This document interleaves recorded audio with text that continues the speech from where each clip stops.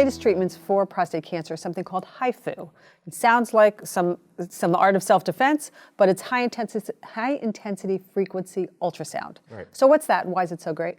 Well, I'm not sure that one is great or one treatment is better than the other. It has to do with what's the right treatment for this one person in front of me, or this one patient in front of me. So ultrasound, so high frequency intensive ultrasound is an ultrasound, just like when that's used for pregnant women, except that it's higher frequency, higher intensity, and is again focused in one area of the prostate where the cancer is located. The treatment is only as good as the imaging, the technology of the imaging. If you can see it, you can treat it. So then it's one of the most modern type of treatments for prostate cancer.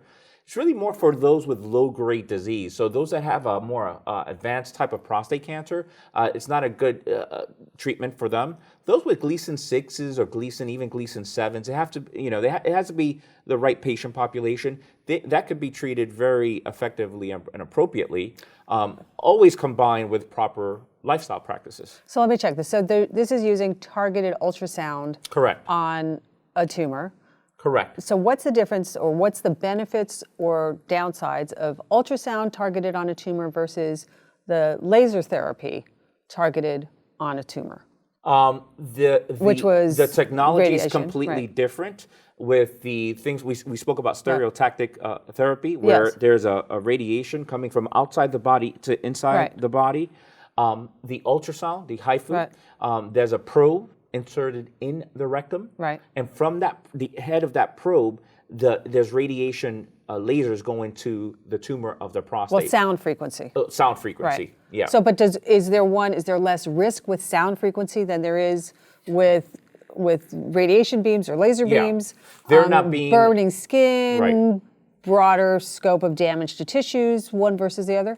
Not necessarily. I mean, there's never been a head-to-head study of any of these. Not being the case, there's a very little difference in terms of side effects or adverse effects from any of these two treatments. Okay, so as you said, the best suited for this are people with lower level prostate. Low-grade prostate cancer. Right. And another benefit is that there's very little percentage of men getting either erectile dysfunction or urinary incontinence, which is a major issue with other type of treatments for prostate cancer. So relatively safe.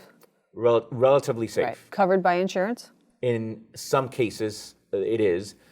And it's primarily covered by insurance as a secondary treatment, meaning that if there is, if radiation, let's say, failed, and one wants to treat this recurrence of prostate cancer with HIFU, then it's covered in that scenario. At this moment in time, it may change. And it's not covered as first line just because it's relatively new? As a primary treatment is relatively new, so it's not covered at this moment in time. Probably by the time our viewers see this video, it will be covered. And it looked, I was looking last night, it seems that it's not, there aren't so many places. In the East Coast, there looked like there were a lot of places, Texas, but out West, there doesn't seem to be all that many places for it. There's a few places as well, out West as well, like more private clinics out West than out East, and throughout North America and throughout Canada. All right, well, HIFU, one more tool in the tool belt. One more. All right, thank you. You're welcome. If you liked what you just saw, we have a whole lot more with Dr. Geo Espinosa at our website, bottomlineinc.com.